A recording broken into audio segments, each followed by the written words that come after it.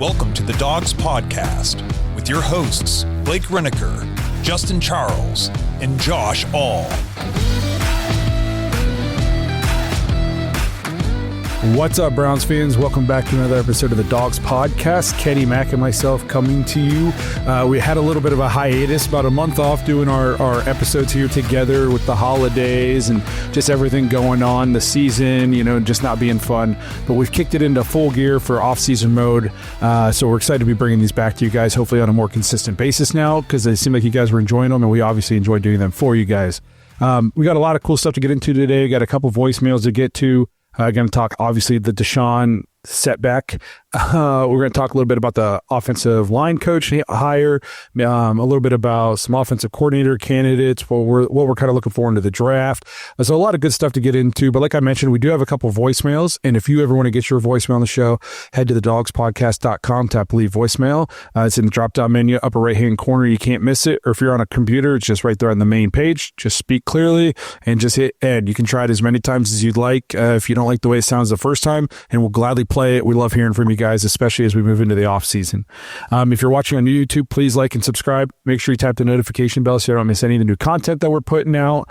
If you will find us on any social media platform, if just search at the Dogs Podcast. If you're a big TikTok person, you might only have like 10 days to do so before it gets banned down here, which is just wild to me. But this is where we're at, I guess, in this country.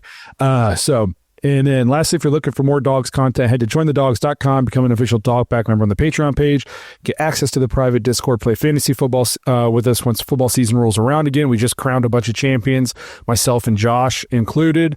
We had one guy win both Dynasty Leagues, so that was cool for him. We had a Pick'em League that somebody won, so we give out merch for all the winners in these leagues. And it's just a lot of fun. And we're looking to boost up the dog pack as we move into the offseason. So if you have any ideas you'd like to see us that be offered in the dog pack that you think would help spruce it up a little bit, let us know. Again, that's jointhedogs.com. Become an official dog pack member. Come hang out with us. So before we move into the episode, the first thing I got to say is go Buckeyes. Coming fresh off a big victory, headed to the Natty. The Lord gave us the Buckeyes because he was like, they have the Browns. I have to give them something. So here's the Buckeyes. And after coming off of maybe the most excruciating loss ever to Michigan, it almost seems like it was what was needed to get everybody to wake up, and like the coaching staff and just be like, oh, maybe we should just try to win games instead of not try to lose them. And well, did it feel to you like it was kind of gonna get into that Michigan game in the first little bit? It was a little like 7-0 for a long time, and you're like, oh, what's going to go on here? And then they tie the game up, and then all of a sudden, there was that screen, the immaculate screen where you had those hogs wearing silver and scarlet just racing down, and Trevian Henderson just fires on through there. Man, that was awesome, and that kind of set the tone. And then there was Captain Jack Sawyer. Man, let's rumble, stumble, bumble for a awesome scoop and score. One thing I will say, there was some fortuitous bounces in that. I think both quarterbacks had fumbles go right back into their hands. I can't remember what the kick returner's name was. Wasn't that a wild, like that dude literally fumbled like a meter, 3 feet away from him, and it bounced right back to him. But then we got the good one in the end, man. That was like a great bounce right in his breadbasket, and he ran all the way down, to that. You couldn't have written it any better. And obviously, this is a Browns podcast, but we're all big Buckeyes fans. And I said it felt like one of the first times, at least in a very long time, that a Ryan Day coach team got punched in the mouth, and we didn't fold. We punched back, and we just kept fighting. And it was good to see. I think it saved Ryan Day his job, obviously.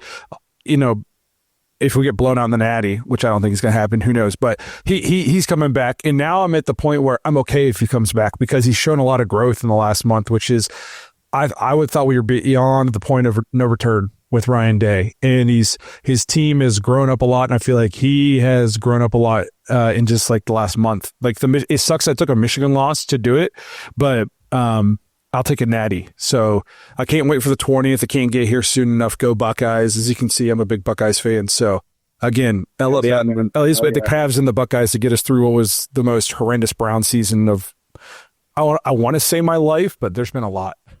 So, but we'll move on. I've seen some doozies. Yeah. No kidding. But we do have a couple of voicemails we want to get to. So we're going to play those right off rip before we dive into everything else. So the first one comes from Josh from Oregon. What's up, Browns fans? This is social worker Josh from PDX, Oregon, and you're listening to the Dogs Podcast. Now let's kick things off. The Cavs are as good as the Browns are bad.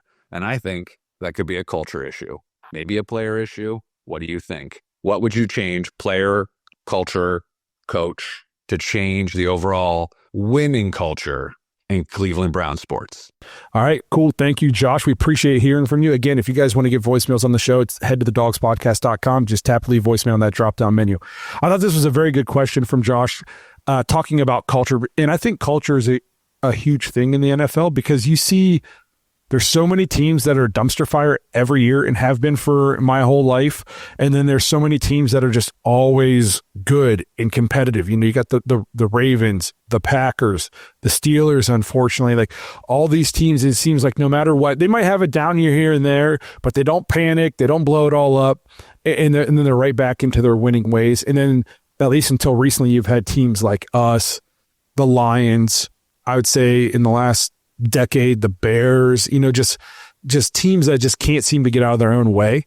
And so for me, when I think about what is needed to change the culture, I think it starts at the top. And obviously you can't fire the owner. Okay.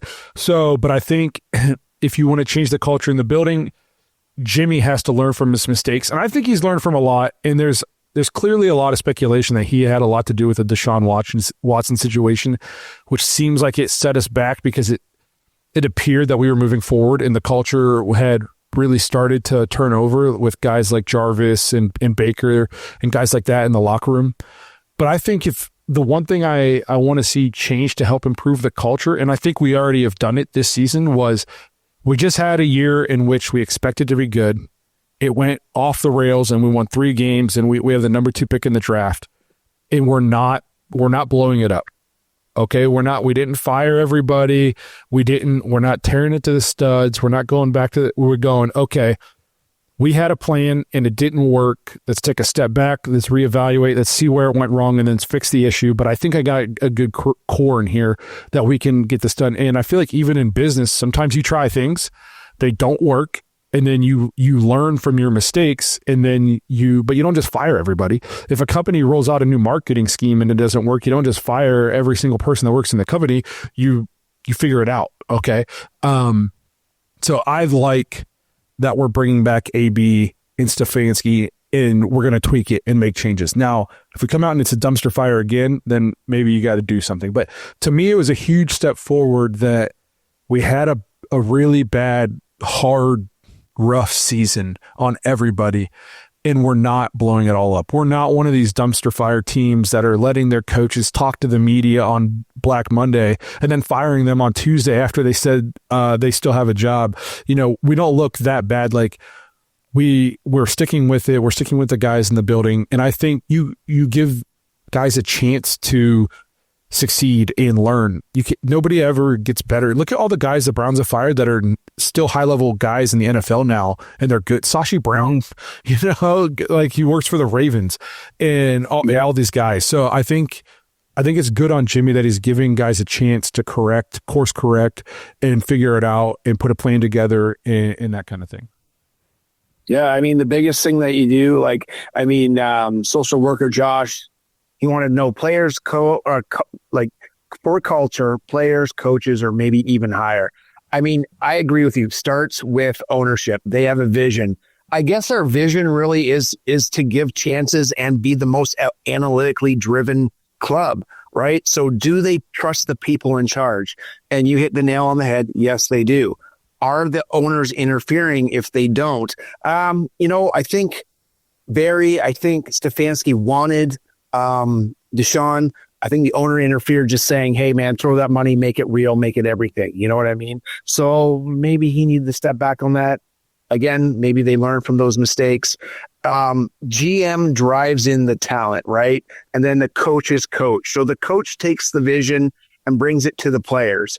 I think where we're lacking as leaders, and we've got into this before, where if you take a look at the guys that are coming in, maybe it's just a little bit too driven by analytics is what I'm trying to say. So there's guys that have great ability and specific things that they're looking for, but then maybe you're kind of missing that grit. You're missing that heart and that kind of stuff. And maybe that's why you're seeing things kind of fall apart, or you're not recognizing players that have a certain tendencies to not drive themselves or move themselves forward in football. Like Josh was explaining me seeing myself in the mirror. I don't know if you watched that episode where Deshaun Watson just doesn't get how his image is looking right now. You know, we get players in like Jed Wills who've just dropped off a cliff and they don't seem motivated for football for whatever reason. And there's a part when you make, and you may have done this when you were in sales, Blake, when they try to explain you how to form a team. You're forming, you're storming, you're norming, and you're performing. And then the hardest part is termination, right? We're at the termination part where we kind of formed, we stormed, and now the norming was happening with Flacco, and it was a real small thing. And now it's like, well, we got this course, are we going to end it all, right?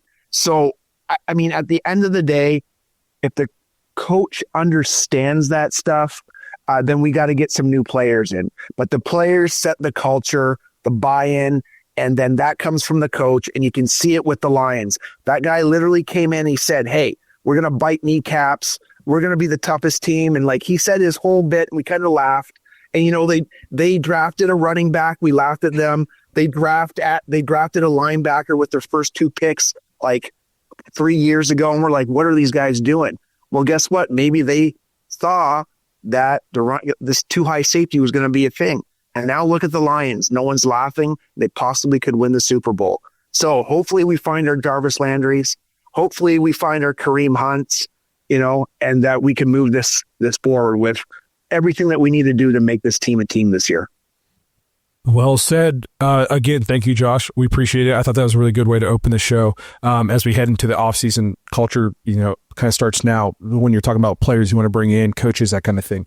Another voicemail. Yeah. We got another voicemail here. Dog Pack member, show contributor, DF. So let's go ahead and hear from DF. What is up, guys? This is Derek Frisbee. What a horrible season it was. 3 wins, and we're back. We are back. Who would have thought we would have the number 2 pick in the NFL draft? Oh, it is insane. But Browns hired a new offensive line coach today, Mike Bloomgren. I think it's a good move. I think he's a really good fit, has head coaching experience, offensive coordinator experience, special teams, offensive line, worked under Callahan for a while. I think it's a good move. But what I want to talk about for a second, this number 2 pick. I'm of the opinion that we absolutely have to draft a quarterback. And I know it's unfortunate given that this year there's a lot of uncertainty at quarterback. But I don't know about you guys. I like Cam Ward a lot. I like Shedeur Sanders a lot. I don't know if it would work with Shedeur Sanders in particular, but I am of the opinion that the Browns have to go quarterback. Deshaun Watson is obviously done here in Cleveland. The only way that you can get butts back in seats and get this fan base believing again is a rookie quarterback, in my opinion. What do you guys think? DF, I couldn't agree more. We're back. Number 2 pick in the draft. Feels like home. Feels like we never left. I know.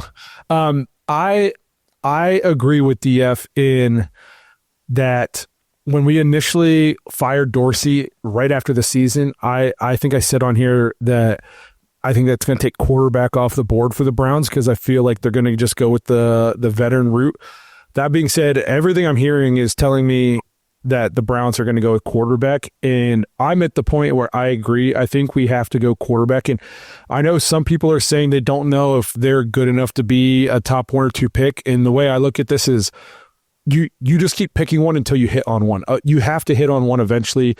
You're not going to get anywhere unless you have one. I saw the Bearded Browns podcast, friends of the show, they put out a chart today on X, and it was showing it was the playoff grid and all the quarterbacks in the playoffs right now. and all but 2 were first-round quarterbacks, and almost all of them were top 10 picks. The only ones that weren't first-round quarterbacks were Russell Wilson and Jalen Hurts. Every other quarterback who is in the playoffs was a first-round draft pick. So, yes, you can say, oh, take a guy in the 5th and develop him. That doesn't pan out that often. Okay. No. Okay. Tom Brady is an anomaly. Russell Wilson, quite honestly, is an anomaly. So, you just have to keep picking until you get it right. I've gotten to the point where I'm still signing just because I want to take a quarterback at 2 doesn't mean I think that we should draft them at 2 and then start them. I think you draft one at 2, you still sign a free agent vet to start this year, and I would draft 2 quarterbacks this year. I would take, Cam or Shador or whatever at 2, and you get to the 4th or the 5th, and Will Howard's there, or Riley Leonard, or Dart, the guy out of Ole Miss, if he's depending where he's at, take 2. You can't take enough. Because it's the single most important position, and you got to get it right. So give yourself as many opportunities to figure it out as you can. I would take one in the 1st. I'd take one in the middle rounds. I'd still sign a free agent, and just give yourself a chance. One of them's got to hit, eventually. Go a Kirk Cousins, Robert Griffin route, because I know a lot of people are, including Josh has been banging the drum a lot for Abdul Carter out of Penn State, which we're going to talk about the draft a little bit, but I just don't. That doesn't, to me, it doesn't move the needle in the draft. Yeah. I'm a little different. Like what I'm hearing or what I'm understanding, I get what everybody wants. They want Shador Sanders, or they want Cam Ward. I'm kind of like measuring them between last year's draft and what might come out this year, and I don't know if their grades are necessarily blown up more than they should be just because they're the only 2 quarterbacks.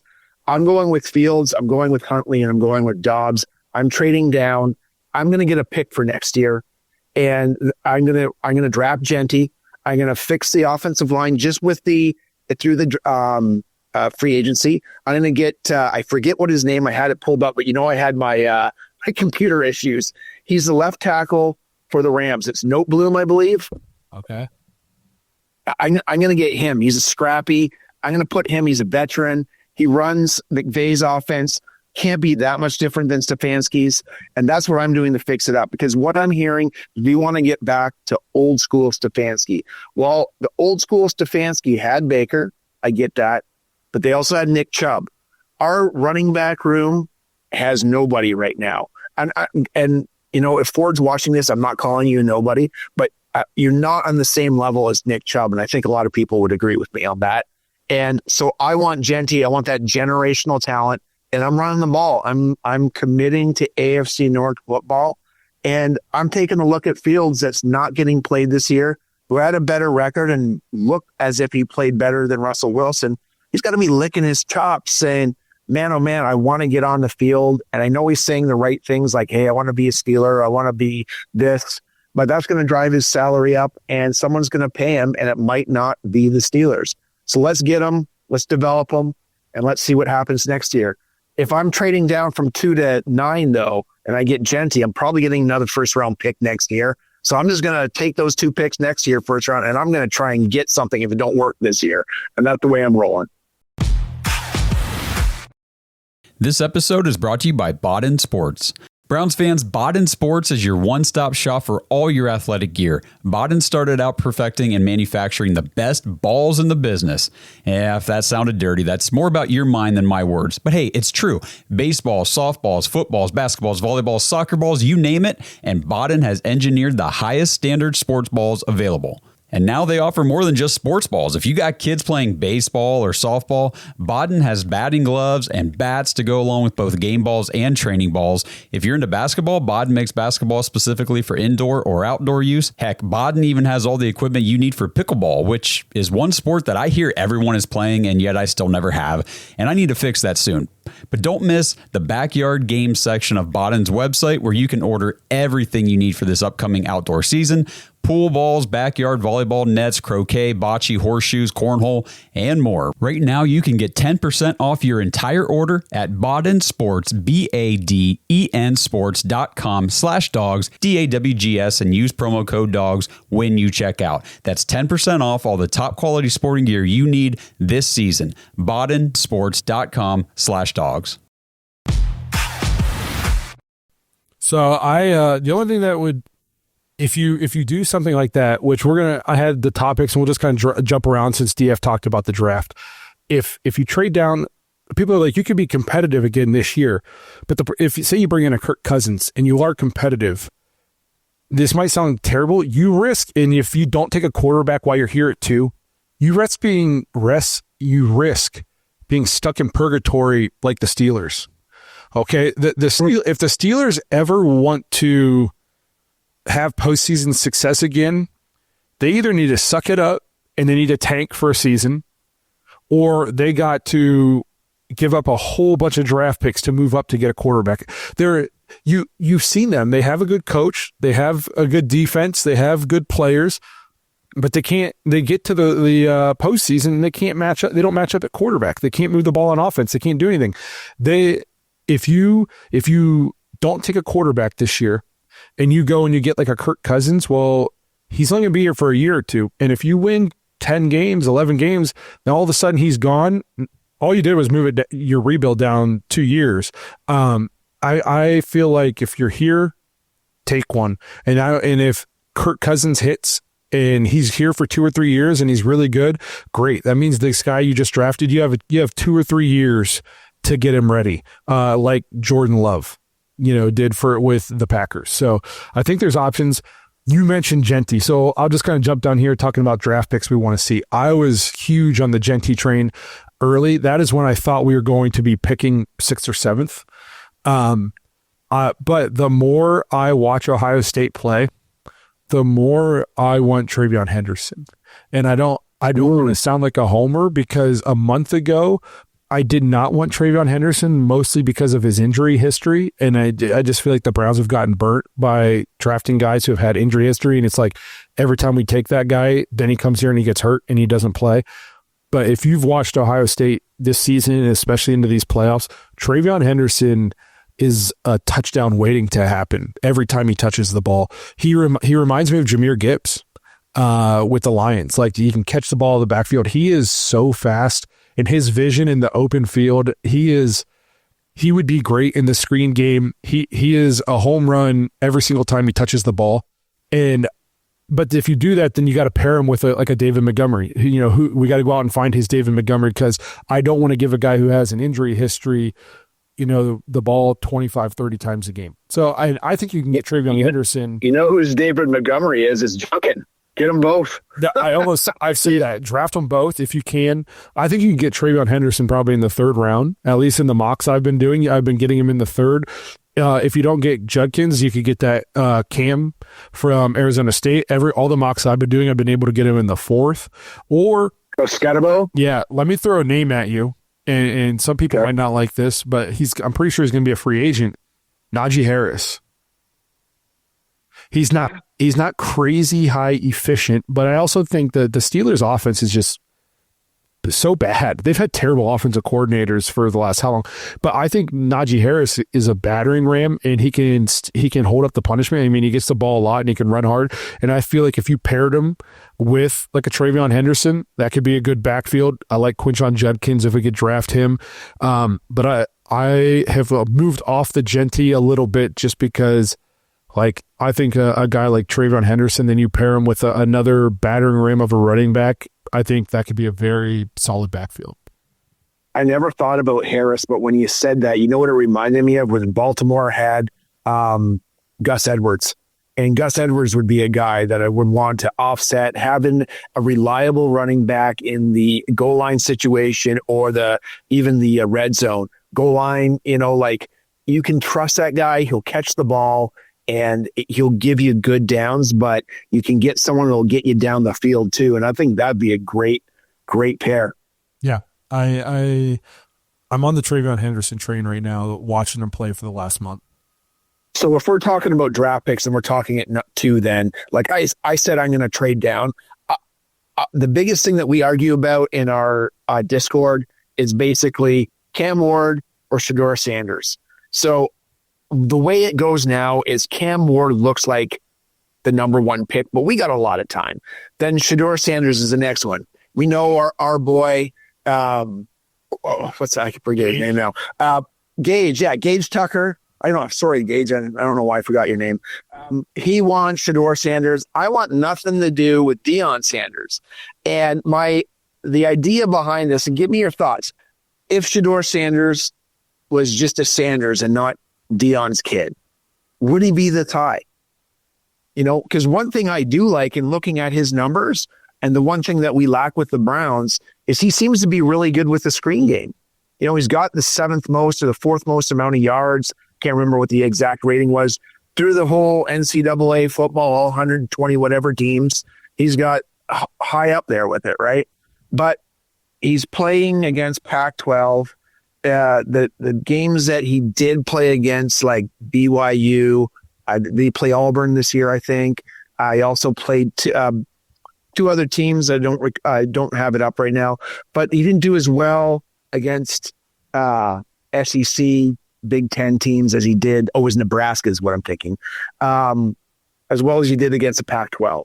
So maybe I'm just looking too much into it, because a lot of times the guys say this when you get in arguments, you're overthinking the situation. Am I overthinking it, or what do you think about this kid? So obviously I haven't, it's not like I've been watching a lot of film, but I watched some Colorado games this year. I think the Deion stuff is a little bit overplayed. Like, Deion is the same as a coach as he was as a player, but he also knows that he knows the NFL. You know what I mean? Like, he knows.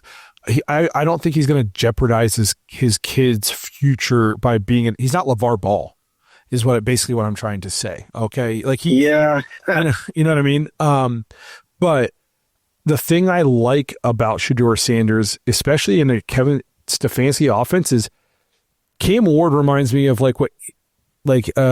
he would go play well in the Commanders offense, you know, with a Cliff. Does he remind you of Jameis Winston? Does he remind you of Jameis Winston a bit when he came out? The leadership, the big arm, mobile enough, you know? I don't know. Like, Jameis Winston wasn't throwing interceptions like he does now in college. I know they're both from Miami, like I get that comparison too, but he kind of reminds me of the same guy. Maybe I'm just out there. Are you talking about with Cam? Yeah. So I think Cam's like a lot better of an athlete though. Like, he can move, he can run. He's a big dude. But I feel like Shedeur, and maybe again, I haven't watched, it's not like I sat down and watched hours of film, but he feels to me more like NFL pro offense ready in terms of pocket awareness. He's crazy accurate. Like, I watched some Colorado games and he puts the ball on the money. His arm's not huge, and a lot of people kind of worry about that in Cleveland, but especially if he's not starting right away, maybe by the time he's a starter, we're going to be playing half our home games inside anyways, you know, so he's not going to have to. I got the stats for you. So I'm bringing up PFF right now. So he gradually got better with his overall grades. So he went from 83.7 to 88.4 to 90 in his 3 years. His passing grade overall is 90.6. His intermediate grade is 92.8. His deep grade, I didn't get this. Okay, so he's 94.9. No pressure, he's about the same, 93.3. And then the pressure grade 64.3, right? So what I was getting at was the screen yards is 8th overall at 692 of his yards that he got were screen. So that's pretty good. I mean, the only thing that he lacks on is he's 134th in average yards per target. So he only targets guys 8 yards down the field. And then there's something else. His drop rate. Is the time to throw is high. He's 147th overall at 3 seconds. Okay. So that tells me, like, I'm hearing that he diagnoses plays, but is it he's not diagnosing fast enough at 3 seconds, or he's running around making plays, and that's the 3 seconds. Are you talking about Cam or Shedeur? Shedeur. I've given you all Shedeur stats there. Sorry. So I guess when I think about the thing with Shedeur is he had to overcome a lot to still play at a high level. You know, he isn't Will Howard playing with 5-star offensive linemen, with, 4 5-star receivers, a 5-star tight end, Chip Kelly calling plays, Ryan Day. He's got, maybe his biggest hurdle, Pat Shurmur's his offensive coordinator. We know a lot about Pat Shurmur. Offensive line is not good. Zero running game in Colorado. So it was literally him and Travis Hunter, and they still went out there and they were able to put up numbers, and he was able to play at a high level. So I kind of like that he wasn't surrounded by nothing but 5 stars. He wasn't playing behind an Alabama offensive line. He didn't have, a Derrick Henry to turn around and hand the ball off to. Like, the offense was him trying to get the ball to Travis Hunter, and everybody that they played knew that's what the offense was, and they still managed to play at a high level. So that's kind of what I like. That's what I like about Shedeur. Again, I haven't done hours of film breakdown or anything like that. This is just off the cuff stuff from the little bit I watched him. I think he could fit a Kevin Stefanski offense. Who would fit better in your opinion then? Would it be Ward or would it be Sanders? To me, it would be Sanders. I feel Cam Ward he needs to be more in a Commanders with like a Cliff Kingsbury, a Ben Johnson. Okay. He reminds me more of a college quarterback than Shedeur does, at least just from like the little bit I've seen of them. But if we're on the topic of Colorado and the high picks, number 2, then what do you think about the Heisman Trophy winner? So I'm firmly on the side of I don't want to draft a defensive player in the first round, but Travis Hunter is a very, very good corner who could give you – he's not going to be able to play them both all the time, but if he could play corner and then you have some packages for him on offense, I would maybe consider taking him because he's a corner and it's such a high need position on defense, especially when we play so much man with Jim Schwartz and with Denzel's concussion history. I feel like Denzel's he's one bad hit away from maybe having to retire at any moment. And, Martin Emerson seemed to regress. You don't know what you got behind Denzel. He's kind of the glue that keeps that secondary together. So I would not be 100% opposed to Travis Hunter, but I very much think that you need to go offense in the first round. You can't have one of the worst offenses in the history of the NFL and then go draft a defense when you have the number 2 overall pick. At least not in my opinion. Like you have to go offense. The only way my attitude changes about that is if somehow we just add an insane amount of high power offensive weapons in free agency. So obviously this is all dependent on what we do in free agency. Yeah, that's going to be a big determining factor, and I totally get that. To run Stefanski's offense, I'd like to see that running back, but I get the value of getting guys down low. I mean, there's even a guy in North Carolina. He's a big 220-pound kid. I mean, that could probably work. I would like to see. I mean, if I had my druthers, I would stick with Ford as a third down back. I'd like to have Chubb as our goal line runner come back for the fans, and I'd like to get somebody. I would like to get Genty, but I mean, you've talked me into Henderson, and I like Scatterbo. He's awesome, man. Like that, I want to see some tough leadership because actually, maybe even to get back to the question about our culture, when we started, we were tough, we were accountable and smart. We were none of those this year. And I feel toughness out of what I've seen through the entire playoffs. We're talking about Scatterbo then because he's throwing touchdowns, he's catching touchdowns, and he's running in touchdowns. He seemed like a badass. No, I think my only thing that worries me about him is his top end speed, which is why I think that's a guy you pair with a guy like Henderson and they could complement each other very well. Yes, good point. Wrapping up, I guess, draft talk a little bit. Some of the things we wanted to see. This might sound like a homer pick. I would draft as many Ohio State guys as possible.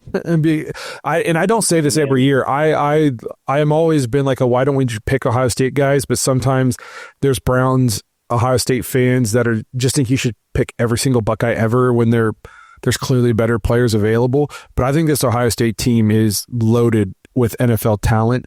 If you pick a quarterback at 2, I would, if you could find a way to get back up high enough to get Emeka Egbuka to add to the wide receiver room. I think he's super underrated in this country because he plays next to Jeremiah Smith. I think he's going to be very good, but every mock I do, he goes in like the 15 to 16 range. And I don't know what you'd have to give up to get back up that high, to move up 15, 16 spots to get back up into the first to get him.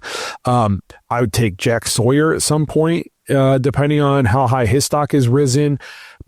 Jack Sawyer reminds me of a guy who's going to get drafted by the Steelers and haunt us for 10 years. That's just the kind of, like, that's what it reminds me of. Travion Henderson, Quinshot Junkins, the tackle, and I'm having a. What about Carnell Tate? I'm pretty sure he's only a sophomore. He's going to be back at Ohio State. I thought he's popped up coming out. Okay, my bad. Maybe I'm wrong, but I thought he was young. So there's a lot of Ohio State guys I would draft. Tez Johnson out of Oregon is a receiver that has been there in like 3rd or 4th round for me in mocks. He's a nice catch, yards after the catch kind of guy. So I think you got to put a whole bunch of offensive firepower into this. I do want to address the Abdul Carter thing. And I'm not saying he doesn't have a chance to be awesome. And if the Browns end up drafting him and he's awesome, that's all, cool. And if we pick him out, I'll be pumped. Here's my biggest point about him and why I'm not taking him at 2. And it's the same point I've made about Miles before. Miles is a top, player in this league, and we drafted him at number 1 overall, and he's been amazing. He's going to be a first ballot Hall of Famer. But it doesn't lead to wins for the Browns. And drafting Abdul Carter, even it doesn't lead to wins. People talked about that Penn State Notre Dame game, and they're like, look how much of an effect he's having on this game.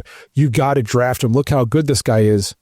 He played out of his mind. They could not block him. He was a game wrecker, and they lost.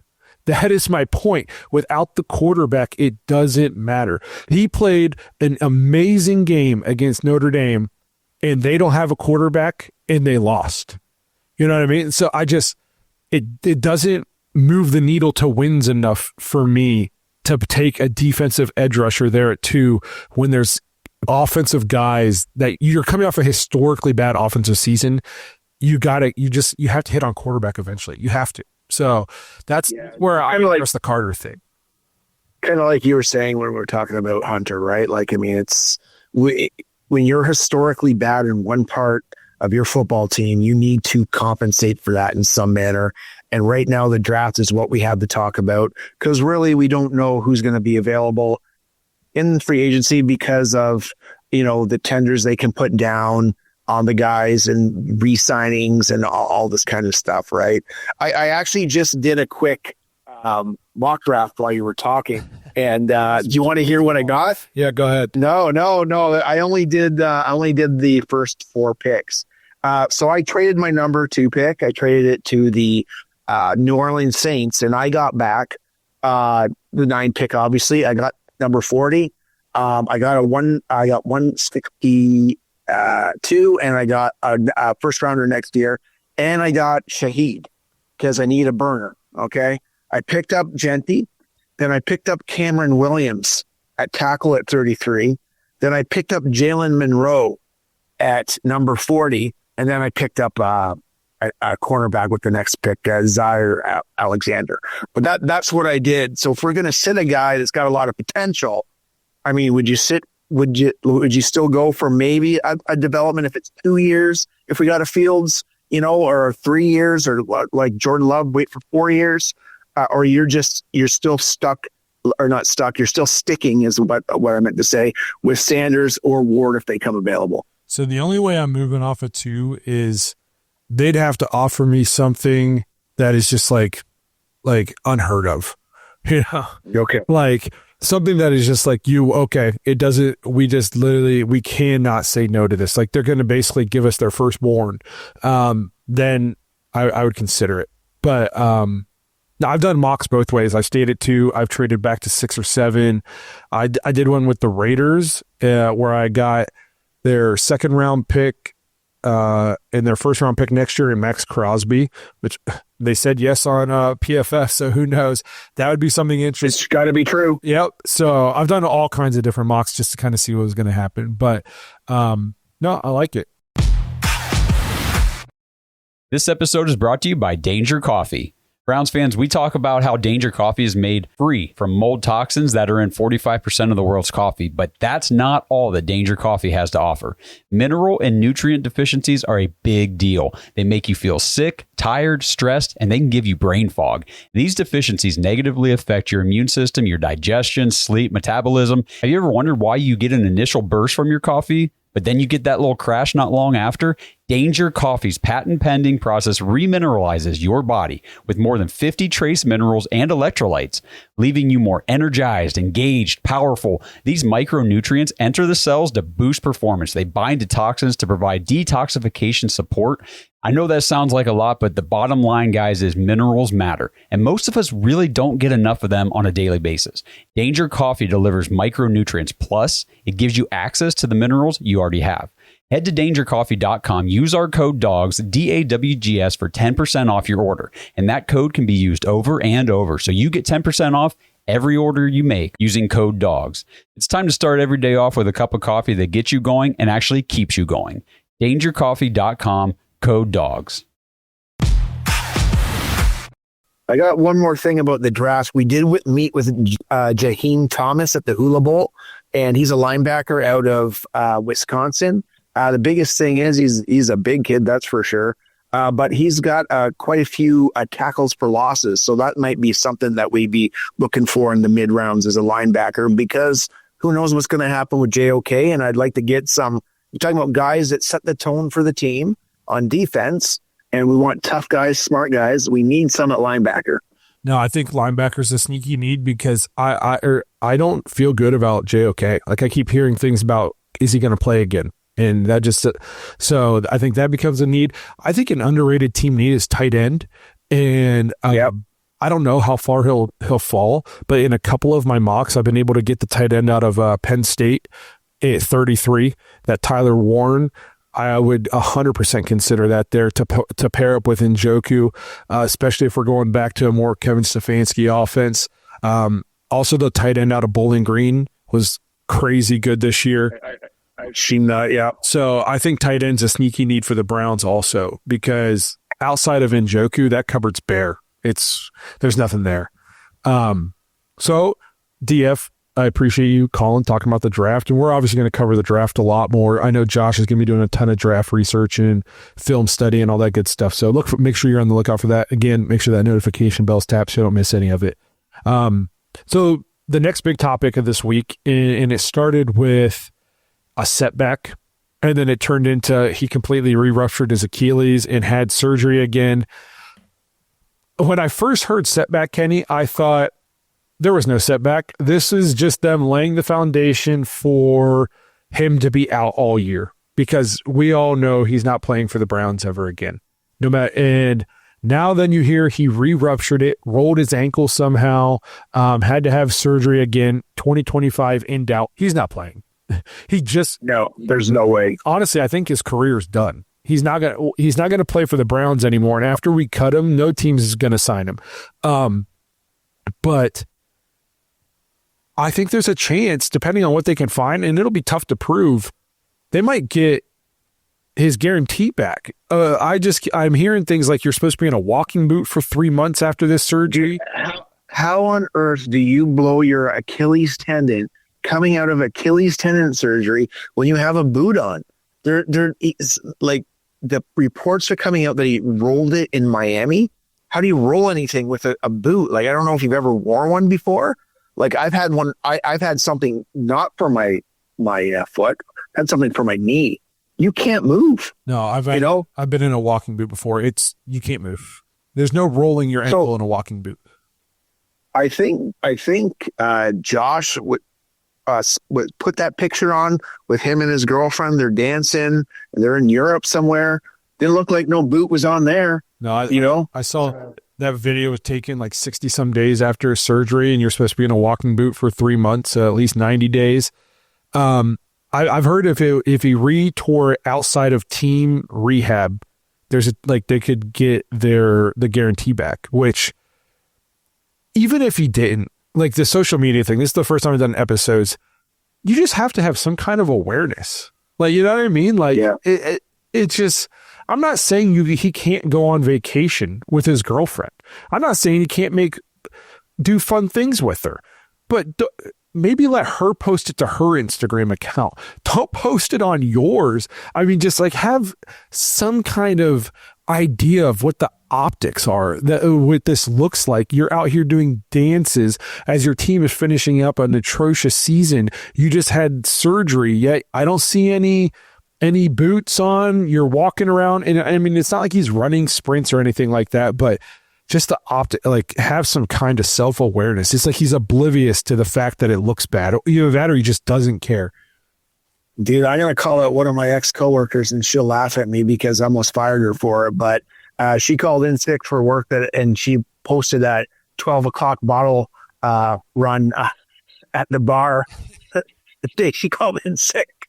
And I was like, I wasn't too happy about that. We were trying to hit some goals there. So, but yeah, you got to know where you are, what you're doing. And he clearly does not. It seems like he doesn't even care.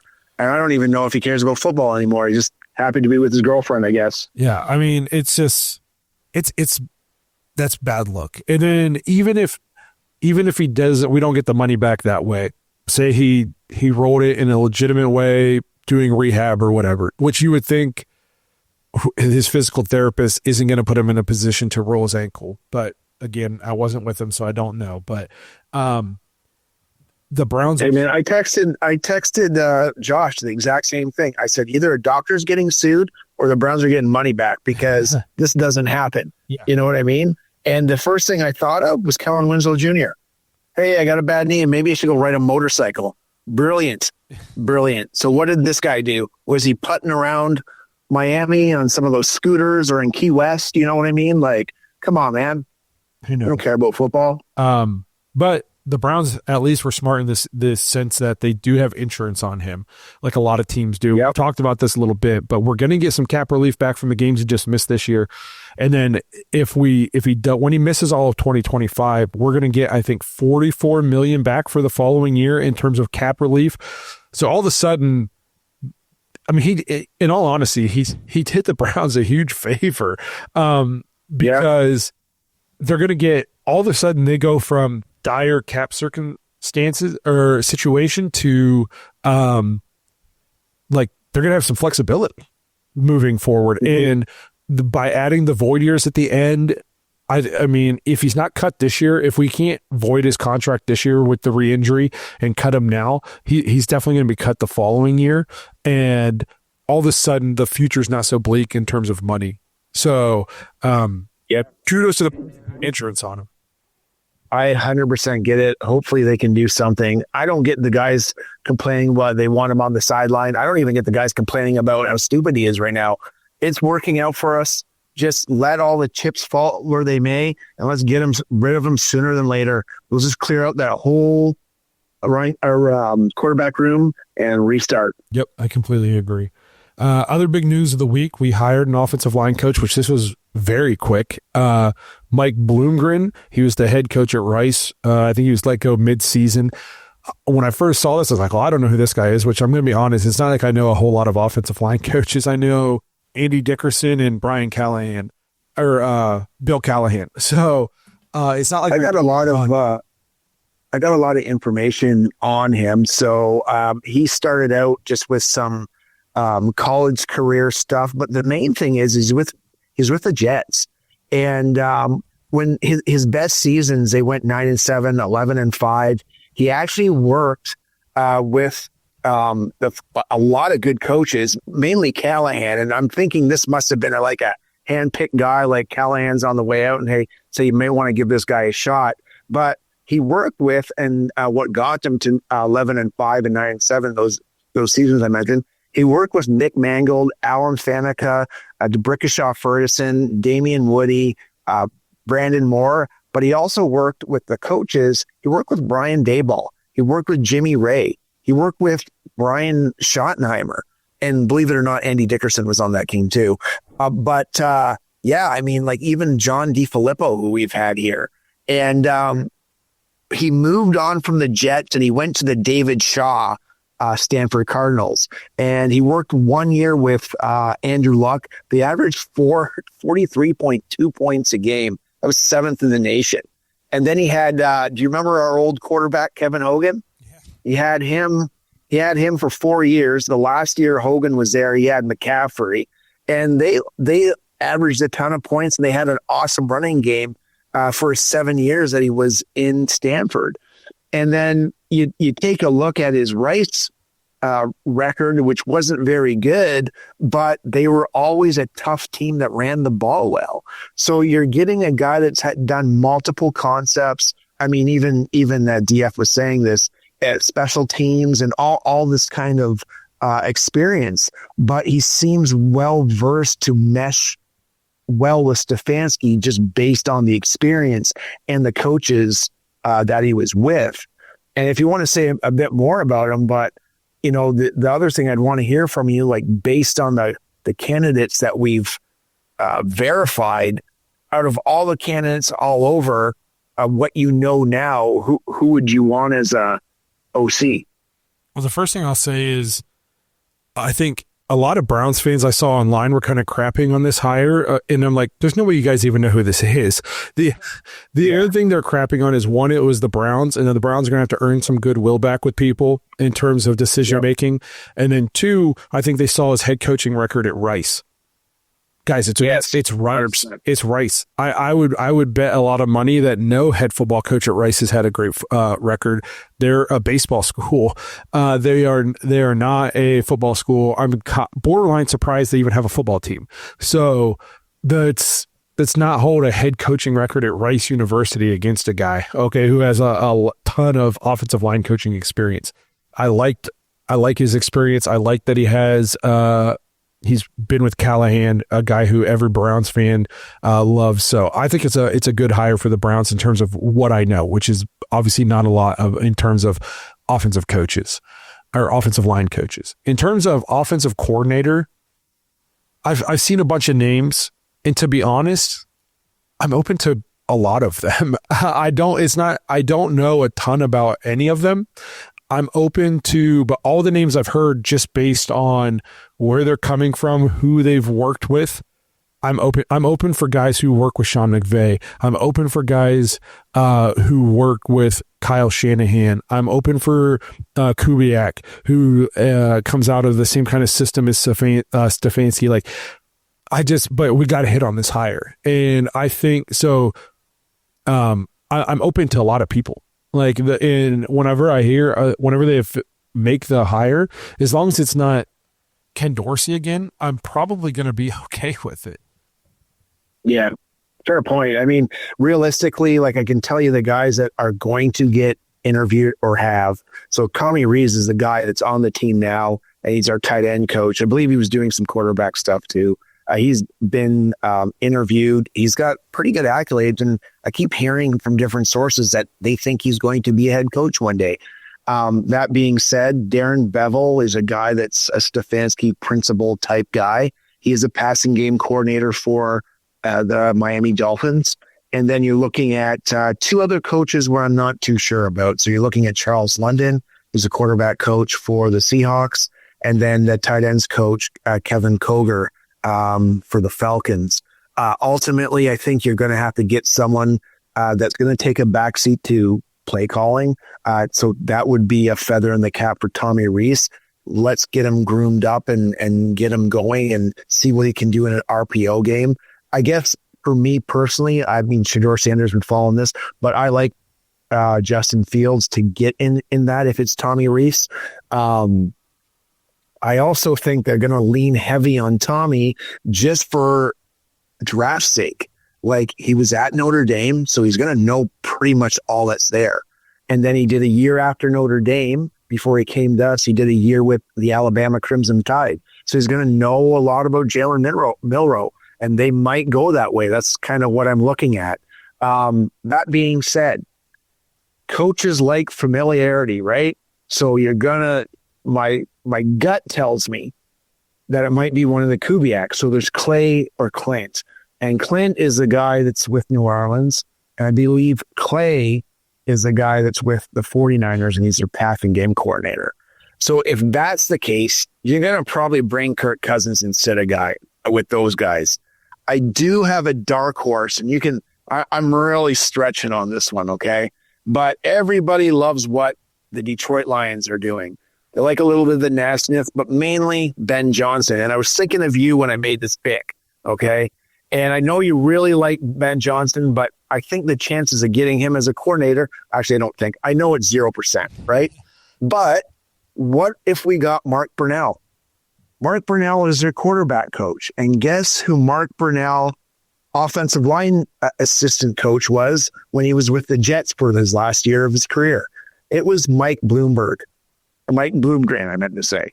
And so I was like, maybe they have a connection. Maybe they don't know. Maybe they don't. Maybe I'm just like really out there with thinking about. But I thought, hey, let's bring a little bit of what Ben Johnson does to the Browns, mix it up with Stefanski. Mark Brunell is not ready to call plays just yet. So let's get him ready. You know what I mean? So that's what I'm thinking might happen there. If that's the case, I don't know who you would go with quarterback. I would think just one of the rookies then, and just help develop that rookie along. Funny thing about Mark Brunell, though, I think he's got very similar measurables coming out of the, like he was to what's his name, Sanders, and they're about the same. They're about 6'1", 215 pounds. They're about the same guy, same arm. You know what I mean? So that might be something that you could look for. And then maybe we'd have to find our version of Jared Goff then. Mark Brunell, whoever that might be. Lefty though, right? If I remember. Oh yeah, he was a southpaw. You're right. Yeah. I will say this about Clay Kubiak. I think I read somewhere that they're promoting him to offensive coordinator in San Francisco, and I'm guessing that is okay. I'm guessing that is so teams can't hire him as an offensive coordinator to keep him in house. So I would say that probably takes him off the board. But no. So when you're looking at Clint, then you're looking at Clint, and maybe he brings in Carr. So the only thing I'll say about who they need to pick. They need to pick somebody who, if they don't plan on overhauling the roster, then they need to pick somebody who fits the personnel we have. And I don't think they plan on overhauling the roster.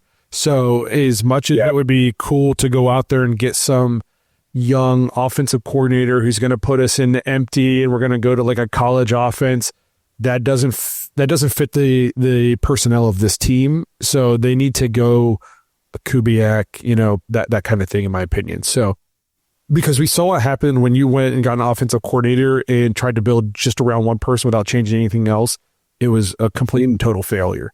So you got to find a coach who's going to run a system that's going to match your current personnel, because the Browns are not overhauling the roster. They got too many guys under contract and too much money tied up in Deshaun and all that stuff. So go hire a guy that fits the personnel you have. So we'll see what they do, though, and we'll see the kind of moves they make as we move forward in the playoffs.